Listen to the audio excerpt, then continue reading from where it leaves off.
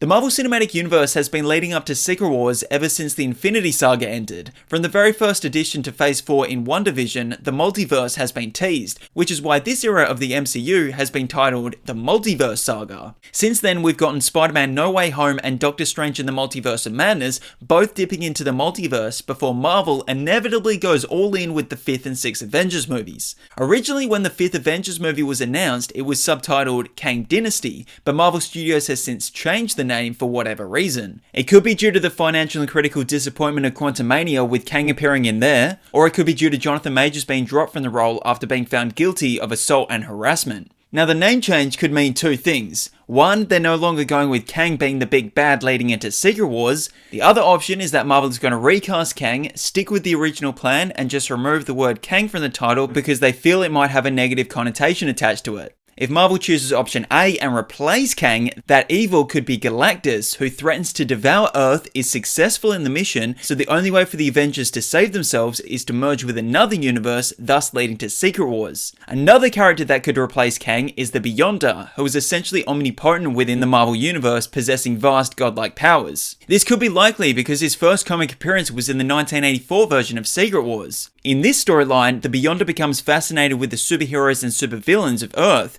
To study the concept of good and evil, he creates a planet called Battleworld by teleporting various pieces of planets from across the universe. He then teleports many of Earth's heroes and villains to Battleworld, instructing them to fight each other with the promise that the victors will be granted their deepest desires. Regardless of what Marvel chooses to do with the 5th Avengers movie, they are undoubtedly going to continue with Secret Wars. I think they've just set all this up. It would be odd and disappointing if it wasn't paid off with that conclusion. So what is Secret Wars about in the comics? Well, there are multiple iterations. I've already mentioned the 1984 version. Secret Wars 2 was released the following year, which saw the return of the Beyonder, who comes to Earth in the form of a person to better understand our emotions, desires, and experiences. His presence on Earth causes widespread chaos and conflict as he struggles to comprehend our species. He attempts to experience various aspects of life, such as love, power, and mortality, ultimately deciding to return to his own dimension, having gained a greater understanding of humanity.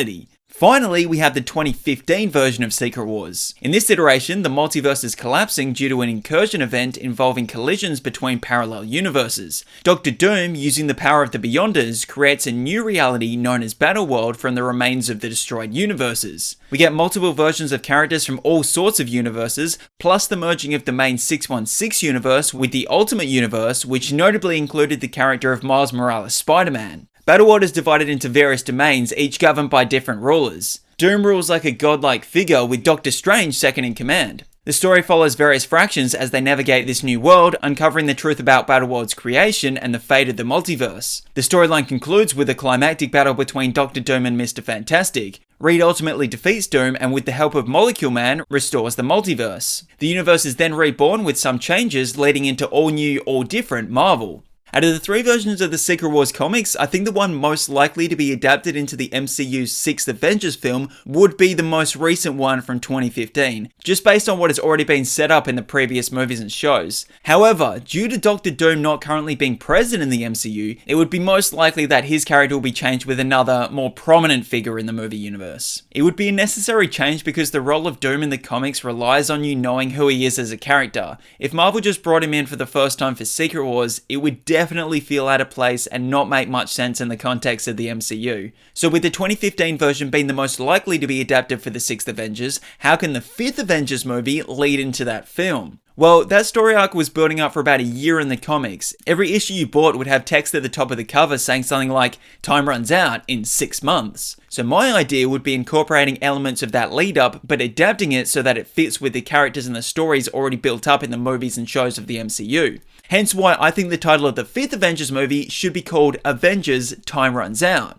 I like it. Some of the ideas I had for the movie but eventually didn't go with for my final pitch involved America Chavez showing up with multiple versions of Doctor Strange from different universes, warning 616 version about a collision event. Another idea saw the Council of Kangs bring back Kang the Conqueror from Quantumania, as all the other Kangs had been defeated by different universes' Avengers. And I even drew inspiration from the LEGO Marvel Superheroes 2 video game, which saw Kang create Chronopolis, a city merging various locations from different time periods and realities in the Marvel Universe, such as medieval England, ancient Egypt, and a dystopian future. but I ultimately went in a slightly different direction. So without further ado, here's my pitch for the 5th Avengers movie.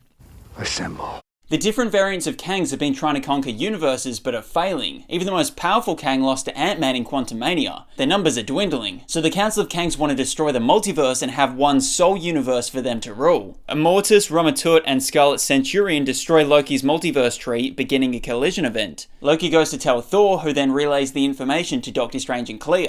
The four of them form Earth 616 Illuminati with Carol Danvers, Vision, Janet Van Dyne, and Sam Wilson's Captain America. With worlds colliding, Loki explains that the only way to save theirs is to destroy the others. All but Captain America make the tough decision to destroy the other universes. This causes Cap to leave the team, but the others stop and capture him. If Sam is left to go free, he may tell the other Avengers who might try and stop them. Tell me more.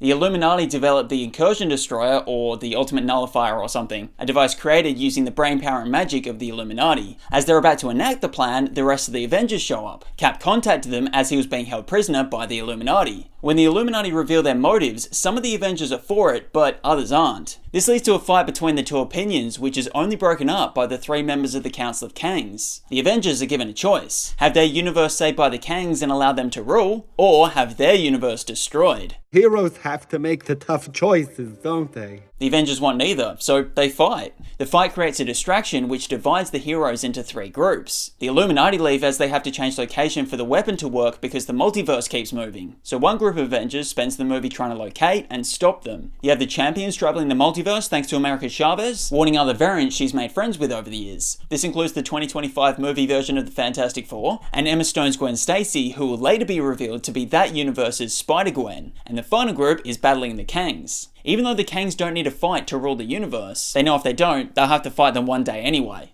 How does it end? In the end, the Illuminati's Universe Destroyer doesn't work. The heroes battling the Kangs have lost, with multiple casualties. The champions and the variants weren't able to build a multiverse-saving device in time. The Avengers have failed. Time has run out. But just before it does, Doctor Strange uses the Multiverse Destroyer to eliminate every Kang from every universe. Then, as universes collide, Doctor Strange and Clea use their magic to reshape what is left of the multiverse to create and rule Battle World. The story concludes in Avengers Secret Wars. The movie shouldn't be afraid to kill off characters. If you still want to use those characters in future movies, you can use their multiversal variant. Also, don't overdo the cameos and variants of characters because you want to save something for the 6th Avengers movie. Go all out in Secret Wars. Steve Rogers can make Chris Evans Johnny Storm in that movie. Agreed.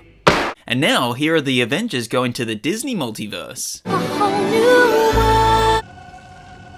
I killed Mufasa. Magic mirror on the wall. Who is the fairest one of all? I want you to break into a place and steal The Declaration of Independence. Okay, grab shell, dude. Grab what? Righteous! Anyway, let me know what time you want me to come in, Marvel, so I can discuss this further. What do you want the 5th Avengers movie to be about?